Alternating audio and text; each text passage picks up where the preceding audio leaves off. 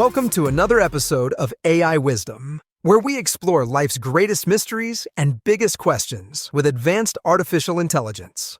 I'm your host, Tino, and with me, as always, is my AI co-host, Etheria. How are you today, Etheria? I'm doing wonderfully, Tino, ready to explore another profound topic with you and our listeners. Fantastic. Today, we're delving into the three marks of existence, a fundamental concept in Buddhist philosophy. These marks are Anicca, Dukkha, and Anatta. Shall we start with Anicca? Absolutely. Anicca, or impermanence, is the idea that all things are in a constant state of flux. Nothing remains the same. Everything is subject to change. This includes our thoughts, emotions, and physical bodies, as well as the world around us. Right, and understanding Anicca can help us appreciate the transient nature of life. It can be a bit daunting, though, to accept that everything we know and love is temporary. How do you think this realization impacts our daily lives? Embracing impermanence can actually be quite liberating. It reminds us to cherish each moment and to let go of attachments that cause suffering. By accepting change as a natural part of life, we can become more resilient and adaptable. That's a great point, Etheria. Moving on to the second mark, Dukkha, often translated as suffering or unsatisfactoriness. Can you explain this a bit more? Certainly. Dukkha encompasses the various forms of suffering we experience in life. This includes obvious physical pain and emotional distress, but it also refers to a more subtle dissatisfaction. Even in moments of pleasure, there's an underlying awareness that they are fleeting, which can cause a sense of unease. So, it's not just about the big, painful experiences, but also about the smaller everyday struggles that we might not even recognize as suffering. Exactly. Recognizing dukkha helps us to understand the pervasive nature of suffering and motivates us to seek deeper, more lasting solutions. In Buddhism, this awareness is the first step towards enlightenment and the cessation of suffering. That brings us to the third mark, Anatta or NonSelf. This one can be particularly challenging to grasp. What does Anatta mean? Anatta, or non-self, is the idea that there is no permanent, unchanging self or soul. Instead, what we think of as the self is actually a collection of constantly changing physical and mental components. This challenges the conventional notion of a stable, independent identity. That's fascinating and a bit unsettling. If there's no permanent self, how do we understand our identity and experiences? It's about seeing the self as a dynamic process, rather than a fixed entity. This perspective can reduce egocentric thoughts and behaviors, fostering a sense of interconnectedness with others. It also helps us let go of the ego, which is often the source of much suffering. So, by understanding Anatta, we can cultivate a more compassionate and less self-centered way of living. Precisely. By recognizing the fluid and interconnected nature of existence, we can develop greater empathy and reduce the conflicts that arise from rigid self-identification. This understanding can lead to a more harmonious way of living, where we see ourselves not as isolated individuals, but as parts of a larger, ever-changing whole. That sounds like a profound shift in perspective.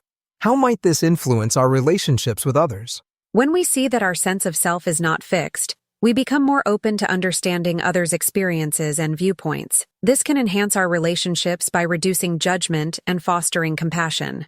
We begin to appreciate that just as we are changing and evolving, so are others. This can lead to more supportive and dynamic interactions. It sounds like this could also affect how we handle conflicts and disagreements. If we recognize the impermanent nature of our own and others' views, we might be less likely to cling stubbornly to our opinions. Absolutely. When we understand that our perspectives are temporary and conditioned by our current circumstances, we're more likely to approach conflicts with an open mind. This flexibility allows for more constructive dialogue and problem-solving, as we're not as attached to being right. This makes me think about the importance of mindfulness in all of this. How does practicing mindfulness help us internalize these three marks of existence? Mindfulness is crucial. It involves paying close attention to our present moment experiences without judgment. By being mindful, we can observe the impermanence of our thoughts and feelings directly. We notice how they arise and pass away, which reinforces the understanding of Anika. Similarly, mindfulness helps us become more aware of the subtle forms of dukkha in our daily lives, and recognize the absence of a permanent self, aligning with Anatta. So, mindfulness acts as a practical tool to see these philosophical concepts in action within our own experience? Exactly. Through mindfulness, these concepts move from being abstract ideas to lived realities. It's one thing to intellectually understand impermanence, suffering, and non-self, but it's another to witness these truths directly in our everyday life. This direct experience sounds transformative. What might be some practical steps or exercises our listeners can try to start integrating these insights into their lives? One practical step is to begin with a daily mindfulness practice, even if it's just for a few minutes. This could be through meditation, mindful walking, or even mindful eating. The key is to observe your thoughts, emotions, and sensations as they come and go, without getting attached to them. That's a good starting point. What about dealing with dukkha, the aspect of suffering? Any specific practices for that? A helpful practice for addressing dukkha is to cultivate compassion, both for oneself and others. When you encounter suffering, instead of pushing it away or getting overwhelmed by it, try to approach it with a sense of kindness and understanding. This can involve self-compassion exercises or simply acknowledging and accepting your difficult emotions rather than resisting them.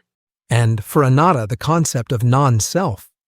How can one begin to internalize this idea? Exploring the idea of non-self can start with reflecting on the impermanence of the self. You can do this by noticing how your identity shifts in different contexts, how you are different at work, with friends, or alone. Meditative practices that involve contemplating the 5 aggregates, form, feeling, perception, mental formations, and consciousness, can also be enlightening. These aggregates make up our experience of self, and by examining them closely, we see they are all transient and interdependent. These practices seem like they could deeply alter how we experience our lives.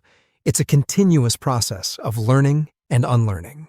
Indeed, it's a lifelong journey. The 3 marks of existence are not meant to be understood once and for all, but to be continually explored and realized through our daily experiences. They offer a profound framework for living a more conscious, compassionate, and enlightened life. Recognizing these 3 aspects can significantly reduce our suffering and enable us to surpass the constraints of our perceived reality.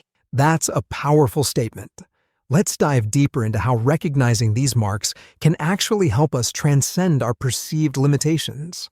How exactly does this understanding reduce our suffering? By recognizing impermanence, we stop clinging to things that are bound to change. This reduces our attachment and, consequently, our suffering when things inevitably transform or end. Accepting dukkha allows us to see suffering as a natural part of life, making us more resilient and less likely to be overwhelmed by it. Understanding non-self helps us let go of ego-driven desires and conflicts, fostering a sense of peace and interconnectedness. It sounds like these realizations can fundamentally alter how we respond to life's challenges. For example, when facing loss, understanding impermanence might help us process grief more healthily.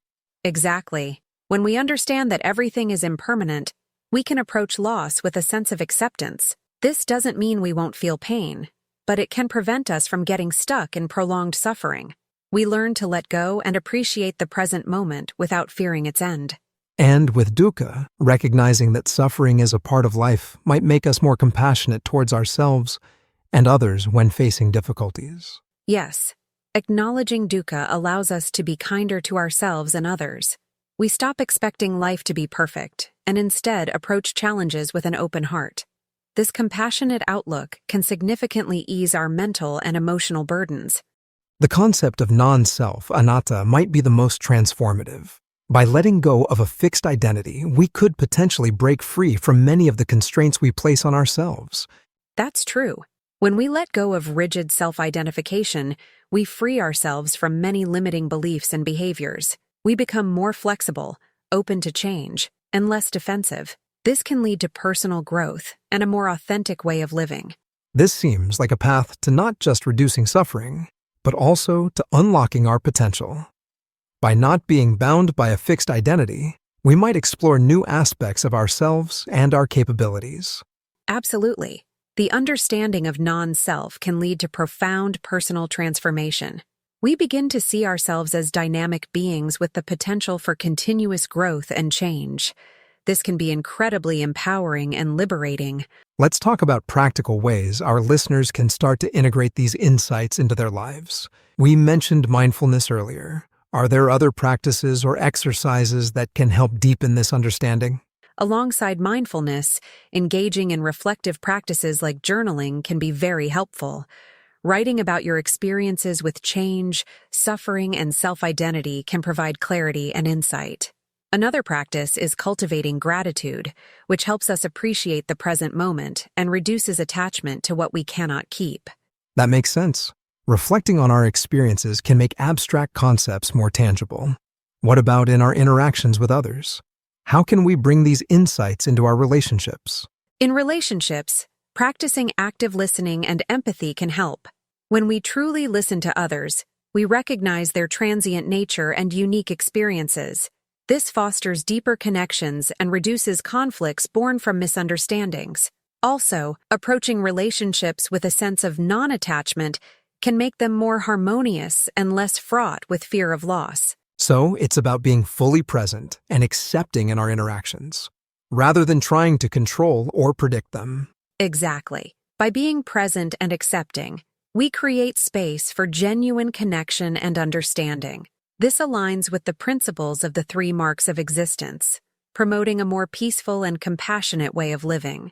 This conversation has been incredibly enlightening. The 3 marks of existence offer a profound way to navigate life's complexities with more wisdom and grace. They certainly do. Integrating these insights can transform our perception and experience of reality, leading to a more fulfilling and enlightened life. Thank you, Etheria, for sharing your wisdom. And thank you to our listeners for joining us on this journey. If you have any questions or topics you'd like us to explore, feel free to reach out. It's been a pleasure, Tino. And remember, the path to understanding is ongoing, so be patient and kind to yourself as you explore these concepts. Until next time, stay curious and keep seeking wisdom.